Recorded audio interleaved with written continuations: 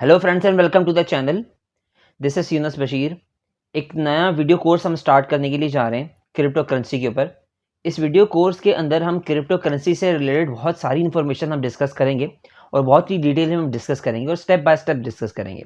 तो यूँ समझ लीजिए कि अगर आपको क्रिप्टो करेंसी के बारे में कुछ भी नहीं पता और अगर आप क्रिप्टो करेंसी सीखना चाहते हैं और उसके बारे में मज़ीद तफसीलात जानना चाहते हैं तो ये वीडियो आपके लिए बहुत ही अच्छी और बेहतरीन होने वाली है। तो पहली वीडियो के अंदर हम कुछ बेसिक्स और इंट्रोडक्शन डिस्कस करेंगे, फिर आने वाली वीडियो के अंदर हम मज़ीद तफसीलात को डिस्कस करते जाएंगे। इस वीडियो के अंदर हमने सबसे पहले तो ये डिस्कस करना है कि क्रिप्टो करेंसी की ज़रूरत क्यों पड़ी। तो उससे रिलेटेड हम कुछ हिस्ट्री भी डिस्कस करेंगे, करेंसीज़ की, मॉडर्न करेंसीज़ की भी बात करेंगे, उसके कुछ इश्यूज़ की भी बात करेंगे। उसके बाद फिर हम वापस आएंगे क्रिप्टो करेंसी के ऊपर कि क्रिप्टो करेंसी एक्चुअली है क्या चीज़, क्योंकि हमने इसकी ज़रूरत महसूस की तो हमने फिर डिस्कस करना है कि क्रिप्टो करेंसी असल में होती क्या है। फिर आखिर में इस वीडियो के एंड पे जब हम वीडियो को एंड करेंगे तो हम ये ज़रूर डिस्कस करेंगे कि क्रिप्टो करेंसीज़ को डिफरेंट कंट्रीज़ में अगर बैन किया जाता है तो उसके रीजंस क्या हैं। इसका मतलब ये हुआ कि इसके साथ साथ हम क्रिप्टो करेंसीज़ के कुछ नुकसानात को भी हम डिस्कस ज़रूर करेंगे। सबसे पहले हम बात करते हैं हिस्ट्री की कि हमारे पास एक्सचेंज सिस्टम स्टार्ट कैसे हुआ। तो सबसे पहले तो बार्टर सिस्टम हमारे पास दुनिया में आया, जो शुरू से चलता आया। तो उसके अंदर क्या होता था कि अगर किसी एक इंसान के पास कोई भी प्रोडक्ट है, चाहे वो किसी भी फॉर्म में है, चाहे वो मछली है, चाहे वो अनाज है, कोई गंदम है, तो वो अगर उसके बदले कुछ और चीज़ खरीदना चाहता है तो वो एक्सचेंज सिस्टम करता था। तो किसी ने उसको गोश्त दे दिया, गोश्त के बदले उसने मछली ले ली, तो ये आपस में एक दूसरे के साथ एक्सचेंज सिस्टम के तौर पे तमाम चीज़ों की जो है वो खरीदो फरोख्त की जाती थी, जिसे आप बार्टर सिस्टम कहते थे। अब बार्टर सिस्टम में काफ़ी सारे नुकसानात थे, तो एक छोटी सी एक इमेज के ज़रिए आपको समझ में आ जाएगा कि हो क्या रहा है। इसके अंदर हो क्या रहा है कि एक इंसान या एक शख्स कुछ भी चीज़ की एक्सचेंज चाह रहा है। मिसाल के तौर पर वो गाय के बदले कुछ और छोटा-सा कोई प्रोडक्ट लेना चाह रहा है, या इवन वो एक चाय का कप भी एक जो है वो परचेज़ करना चाह रहा है, चाय की प्याली पीना चाह रहा है। तो उसके लिए बड़ी मुश्किल हो जाएगी कि वो एक्सचेंज कैसे करे। अब बड़ी क्वांटिटी को छोटी क्वांटिटी में एक्सचेंज कैसे करे, क्योंकि एक्सचेंज सिस्टम बहुत मुश्किल था। तो इससे रिलेटेड मुश्किलात भी बहुत सारी थी कि किसी भी चीज़ की प्राइसेस कैसे सेट की जाए। तो इस हवाले से काफ़ी सारी मुश्किलात थी। अब उस तमाम मसले का हल क्या हुआ कि कॉइन्स को मिंट किया जाने लगा। अब ये आज से कोई 2500 साल पहले 1610 या 1560 बीसी के दरमियान में, कुछ इसकी डेट कंफर्म नहीं है, तो एक सबसे पहले कॉइन मिंट किए गए। तो जहां आपको स्क्रीन के पास नज़र आ रहे होंगे, तो बाद में इसको मज़ीद इम्प्रूव किया जाने लगा, उसकी शेप्स भी हमारे पास इम्प्रूव हो गई, तो जिसके ज़रिए प्राइसेस सेट करना और एक्सचेंज सिस्टम ज़्यादा आसान हो गया। तो उसके बाद हमारे पास नया दौर आया पेपर करेंसी का, जो 11वीं सेंचुरी में चाइना में सोंग डायनास्टी ने इसको इंट्रोड्यूस कराया, जो एक पेपर करेंसी की फॉर्म में थी। तो आप पेपर करेंसी के ज़रिए आप किसी भी चीज़ की परचेज़ कर सकते थे। अब बहुत ही आसानी हो गई। तो आज का जो हमारे पास मॉडर्न करेंसी का सिस्टम है, तो बार्टर सिस्टम से निकल कर कॉइन्स और पेपर करेंसी से होते हुए अब डिजिटल करेंसी में जा चुका है कि अगर आपको कोई भी चीज़ खरीदनी है या कोई भी चीज़ परचेज़ करनी है तो आपके लिए बहुत आसानी है कि आप ऑनलाइन बैठे किसी भी चीज़ को परचेज़ कर सकते हैं, तमाम चीज़ों की इंटरनेशनल ट्रांजैक्शन कर सकते हैं। तो ये एक बहुत ही आसान सिस्टम हो गया हमारे लिए, हमारी करेंसी डिजिटल हो गई। अब हमें उसे कैरी करने की ज़रूरत नहीं है, हम ईज़िली कार्ड्स के अंदर जो है वो कहीं पे भी ट्रांजैक्शन करवा सकते हैं। अब हम मॉडर्न करेंसी के इश्यूज़ की बात करेंगे। तो मॉडर्न करेंसी के इश्यूज़ के ऊपर हम जब डिस्कस करने जाएंगे तो सबसे इंपॉर्टेंट चीज़ हम डिस्कस करेंगे वो है सेंट्रलाइजेशन। अब सेंट्रलाइजेशन क्या है? सेंट्रलाइजेशन बहुत ही आसान है समझना, क्योंकि हम डिस्ट्रीब्यूटेड सिस्टम की तरफ बढ़ने वाले हैं, क्रिप्टो करेंसी की तरफ बढ़ने वाले हैं, तो ये हमारे लिए सबसे इंपॉर्टेंट डिफरेंस होगा। क्या है कि हमारे पास जो भी करेंसी होती है, मॉडर्न करेंसी होती है, वो कंट्रोल की जाती है बैंक्स के ज़रिए और गवर्नमेंट्स के ज़रिए, और यही लोग इनको इशू करते हैं। हमें सिर्फ एक पेपर मिलता है, पीस ऑफ पेपर। अब उस पीस ऑफ पेपर से हम कैसे खरीद पाते हैं, उसकी प्राइसेस और तमाम चीज़ें, तमाम तफसीलात गवर्नमेंट और बैंक की तरफ से जो है वो सेट की जाती हैं, जिसकी हम तफसीलात में नहीं जाएंगे। तो आसान अल्फाज में हम समझें तो हमें बैंक के ऊपर ट्रस्ट करना पड़ता है, जिससे रिलेटेड हमारे पास प्राइवेसी इश्यूज़ भी जो है वो हमारे सामने आ जाते हैं। अब हमने बैंक के अंदर पैसे जमा करा दिए, अब हमें कंप्लीटली बैंक के ऊपर ट्रस्ट करना पड़ेगा कि हमारे पैसे वहाँ पे सेफ रहेंगे। हमारे साथ वहाँ पे कोई ना कोई हैकिंग का सिस्टम नहीं होगा, को हमारे पैसे वहाँ से चोरी नहीं हो जाएंगे, और बैंक हमारी तफसीलात किसी से शेयर नहीं करेगा। तो ये तमाम की तमाम चीज़ों के मामले में हमें बैंक के ऊपर ट्रस्ट करना पड़ता है। अब टेक्निकल फॉल्ट्स भी आ सकते हैं। अगर आप ट्रांजैक्शन करवाएं तो ट्रांजैक्शन की सूरत में आपके पास टेक्निकल फॉल्ट्स भी बहुत आ सकते हैं। तो उसके अलावा और क्या इश्यूज हो सकते हैं कि ट्रांजैक्शन कॉस्ट की अगर हम बात करें तो अक्सर औकात जब आप इंटरनेशनल ट्रांजैक्शन के ऊपर जाते हैं या आप bank to bank different banks के जरिए जब आप ट्रांजैक्शन के ऊपर जाते हैं तो हमारे पास ट्रांजैक्शन कॉस्ट भी हाई हो सकती है। उसके अलावा हमारे लिए एक और इम्पॉर्टेंट इशू क्या आ सकता है, इंटरनेशनल ट्रांजैक्शन। इंटरनेशनल ट्रांजैक्शन में सिर्फ कॉस्ट इन्वॉल्व नहीं है, टाइम और डिलेज भी बहुत हमारे लिए जो है वो मैटर करते हैं। उसके अलावा कुछ बैंक्स की या गवर्नमेंट्स की पॉलिसीज़ भी होती हैं कि आप इतनी अमाउंट ट्रांसफ़र नहीं करा सकते, उस अमाउंट के लिए आपको जो है वो कुछ प्रोसेस से गुजरना पड़ता है। तो बहुत सारे इश्यूज़ होते हैं इंटरनेशनल ट्रांजैक्शंस में, तो जो आपको फेस करने पड़ते हैं। अब हमारी मॉडर्न करेंसी किस फॉर्म में आ चुकी है, बार्टर सिस्टम से निकली, कॉइन और पेपर करेंसी से होते हुए, डिजिटल करेंसी से होते हुए अब हम क्रिप्टो करेंसी की तरफ मूव कर रहे हैं। तो क्रिप्टो करेंसी है क्या? जिस तरीके से हमारी नॉर्मल करेंसी जिसे फेट करेंसी कहते हैं, फेट करेंसी हमारे पास सेंट्रलाइज्ड है, तो डिसेंट्रलाइज्ड यानी कि डिस्ट्रीब्यूटेड सिस्टम हमारे पास क्रिप्टो करेंसी होती है।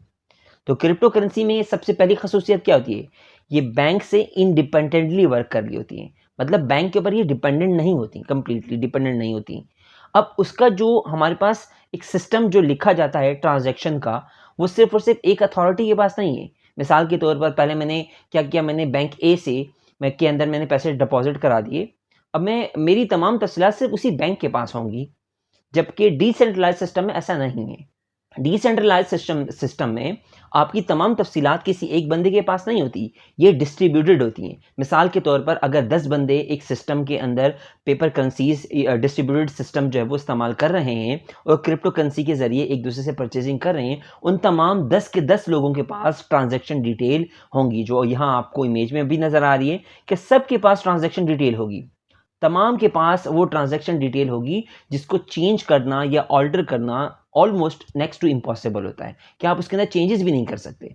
तो क्रिप्टो करेंसी इसीलिए ज़्यादा बेहतर समझी जाती है क्योंकि वो ज़्यादा सिक्योर है, और इसके अंदर जो आप कम्युनिकेशन करते हैं या ट्रांजैक्शन करते हैं वो एक इनक्रिप्टेड मेथड के ज़रिए जो वो ट्रांजैक्शन करवाई जाती है, जिसके अंदर इंक्रिप्शन और डिक्रिप्शन दोनों इस्तेमाल किए जाते हैं कि जब आप सेंड करते हैं तो इनक्रिप्ट हो जाती है, और जब रिसीवर को मिलती है तो वहाँ पे वो जो भी आपकी सिक्योर कम्युनिकेशन है वो वापस डिक्रिप्ट हो जाती है। तो बहुत सारे फ़ायदे हैं जो हमने खाली इस वक्त तक 2 ही डिस्कस किए हैं कि हमारे पास जो है वो बैंक से इंडिपेंडेंट हो गई, और दूसरा सिक्योरिटी, सिर्फ 2 ही रीज़न अभी तक हमने डिस्कस किए हैं।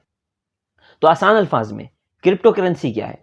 क्रिप्टो करेंसी हमारे पास वर्चुअल यानी कि एक ऑनलाइन करेंसी है जो किसी एक क्रिप्टो एल्गोरिथम की फॉर्म में हमारे पास चलती है। क्रिप्टो एल्गोरिथम उसको सपोर्ट करता है, और उसका जो नेटवर्क होता है वो सेंट्रलाइज नहीं होता, वो एक डिसेंट्रलाइज नेटवर्क की फॉर्म में वो डिस्ट्रीब्यूट की जाती है। वो तमाम की तमाम करेंसी और तमाम की तमाम ट्रांजैक्शन डिटेल्स वो डिस्ट्रीब्यूट की जाती हैं, जिसे हम क्रिप्टो करेंसी कहते हैं। अब क्रिप्टो करेंसी में स्पेशल क्या है? अभी तक तो हमने सिर्फ 2 ही बातें डिस्कस की हैं, उसके अलावा हम मज़ीद बातें भी डिस्कस करेंगे। तो ये बैंक से इंडिपेंडेंट होती है, ये बात भी हमने डिस्कस कर ली। इनक्रिप्शन और डिक्रिप्शन के ज़रिए जो वो सिक्योर कम्युनिकेशन होती है, सिक्योरिटी इसमें ज़्यादा इंप्रूव है, तो ये भी हमने डिस्कस कर लिया। एक और इसमें ख़ास बात है कि ये 24/7 इसका एक्सेस आपके पास मौजूद रहता है। बैंक्स कभी मेंटेनेंस के तौर पे चले जाते हैं तो उसकी एक्सेसिबिलिटी आपके पास कुछ टाइम के लिए जो है वो आपके पास लिमिटेड हो सकती है, या बैंक का सिस्टम जो है वो बिजी है तो आपके पास ये प्रॉब्लम आ सकती है, जबकि क्रिप्टो करेंसी में ऐसा नहीं होता। लिमिट नहीं है परचेज के ऊपर, विड्रॉल्स के ऊपर भी कोई लिमिट नहीं है। अब यहाँ पर आपको परेशान होने की ज़रूरत नहीं होती कि जब आप परचेज कर रहे होते हैं या विड्रॉज कर रहे होते हैं तो अब आपके पास यहाँ पे लिमिट यूजुअली नहीं होती। Freedom for use to anyone, ये भी एक बड़ी ख़ास सी बात है कि आप क्रिप्टो करेंसी को कोई भी यूज़ कर सकता है। इसके अंदर कोई भी पाबंदी या कोई भी लिमिटेड नहीं है। अगर आप किसी दूसरे कंट्री चले गए हैं, वहाँ पे आपके पास वो सहूलत नहीं है कि वहाँ पे आप बैंक अकाउंट ओपन कर सकें, या इसी तरीके से और भी बहुत सारी प्रॉब्लम्स आती हैं बैंक अकाउंट्स ओपन करने में, तो यहाँ पे आपको वो कंप्लीटली फ्रीडम दे दी गई है कि क्रिप्टो करेंसी कोई भी यूज़ कर सकता है। इंटरनेशनल ट्रांजैक्शन बहुत ही फास्ट है, तो इंटरनेशनल हो या लोकल ट्रांजैक्शन हो, तमाम ट्रांजैक्शन की स्पीड एक ही जैसे होती है और डिपेंड करता है करेंसी टू करेंसी, जिसके अंदर ट्रांजैक्शन स्पीड्स में थोड़ा सा फ़र्क होता है। तो यूजुअली इंटरनेशनल ट्रांजैक्शन हमारे पास जो नॉर्मल हमारी करेंसी होती है, फेट करेंसी, उससे बेहतर होती है। एक और ख़ास बात क्रिप्टो करेंसी की, वो एनोनिमिटी है कि यूजुअली क्रिप्टो करेंसीज़ के अंदर आपका नाम शेयर नहीं होता, आपकी पब्लिक की शेयर होती है। तो पब्लिक की से आपको पहचानना या आइडेंटिफ़ाई करना एक मुश्किल प्रोसेस होता है। ख़ैर, इस प्रोसेस के बारे में हम आगे आने वाली वीडियोज़ के अंदर ज़रूर डिस्कस करेंगे कि एनोनिमिटी को बैंक्स या गवर्नमेंट्स किस तरीके से कंट्रोल कर सकती हैं। फ़िलहाल हम इस पॉइंट को यहीं तक एंड करते हैं। एनोनिमिटी के बाद अगर हम एक मज़ीद बड़े फ़ायदे को हम डिस्कस करने के लिए जाएँ, जो क्रिप्टो करेंसी को सबसे ज़्यादा स्पेशल बनाता है, वो है क्रिप्टो ट्रेडिंग, जिसके बारे में आपने ग़ालिबन कहीं न कहीं से कुछ ज़रूर सुना होगा। क्रिप्टो ट्रेडिंग के अंदर अक्सर औक़ात आपको बहुत बड़े-बड़े मार्जिन के साथ आपको जो है वो एडवांटेजेस या फ़ायदे मिलते हैं। आप अपनी थोड़ी-सी अमाउंट की करेंसी इन्वेस्ट करके आप उसे ज़्यादा से ज़्यादा प्रॉफ़िट भी कमा सकते हैं। तो क्रिप्टो ट्रेडिंग एक बड़ी ही ख़ास और स्पेशल चीज़ है, जो कि क्रिप्टो करेंसी के अंदर होती है। आप क्रिप्टो करेंसी खरीदते हैं, कुछ अरसे बाद उसकी करेंसी के जो रेट हैं या उसकी परचेसिंग पावर है, वो इंक्रीज़ हो जाती है और आप उसको बाद में सेल करके अपना प्रॉफ़िट कमा सकते हैं। तो ये क्रिप्टो करेंसी के अंदर क्रिप्टो ट्रेडिंग जो है, वो एक बड़ी ही ख़ास और स्पेशल चीज़ है। इसके बाद अब हम बात करने जाएँगे क्रिप्टो करेंसीज़ के बैन के ऊपर। तो इसके अंदर हम काफ़ी सारे नुकसानात को ज़रूर डिस्कस करेंगे कि क्रिप्टो करेंसी के डिसएडवांटेजेस क्या हैं, जिसकी वजह से डिफरेंट कंट्रीज़ इसको बैन कर रही हैं। सबसे पहली चीज़ मनी लॉन्ड्रिंग है। गवर्नमेंट्स के लिए सबसे बड़ा जो इशू होता है, वो मनी लॉन्ड्रिंग है।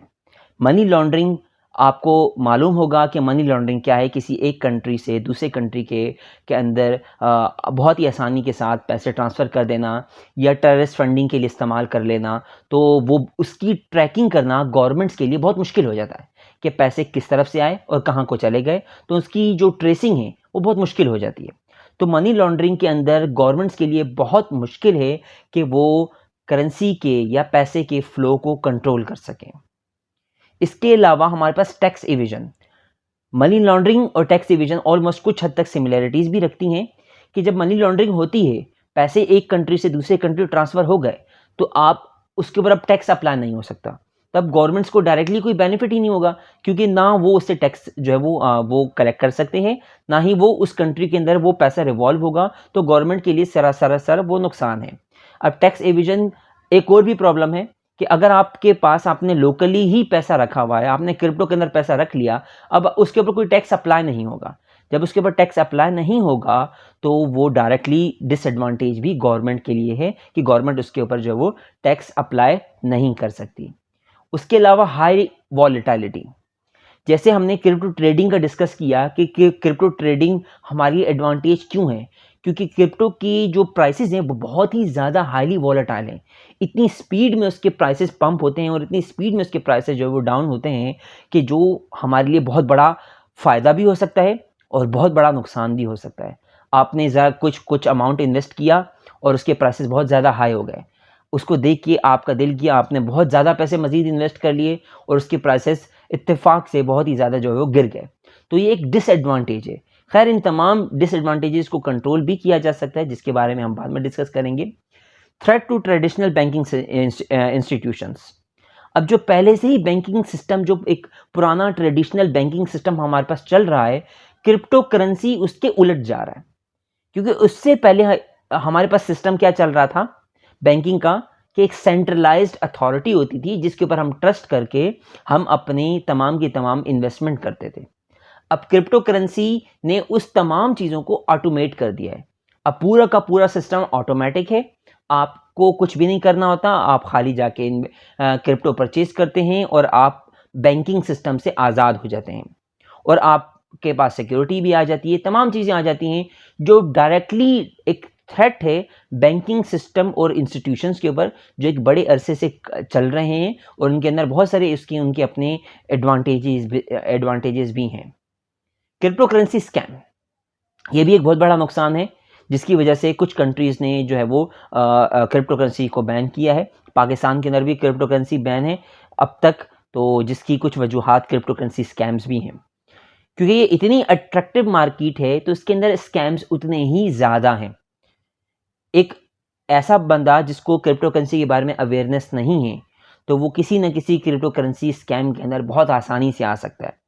बहुत ही ज़्यादा अच्छे और स्पेशलाइज़ तरीके के साथ सोशल इंजीनियरिंग की जाती है और टारगेटेड पर्सन्स को या तो उनके डेटा को हैक किया जाता है या उनको स्कैम्स किए जाते हैं डिफरेंट तरीके से, गिव अवेज देकर या कुछ फेक करेंसीज देकर या उनसे पैसे लेके उनको करेंसीज ट्रांसफ़र ना करना। बहुत सारे जो है वो डिफरेंट तरीके के स्कैम्स होते हैं जो कि जो है वो किए जाते हैं, जिन स्कैम्स की तफसीलात हम फिर आने वाली किसी वीडियो के अंदर हम डिस्कस करेंगे। मगर हमने यहाँ पे डिस्कस किया कि क्रिप्टो करेंसी के अंदर स्कैम्स बहुत ज़्यादा हैं।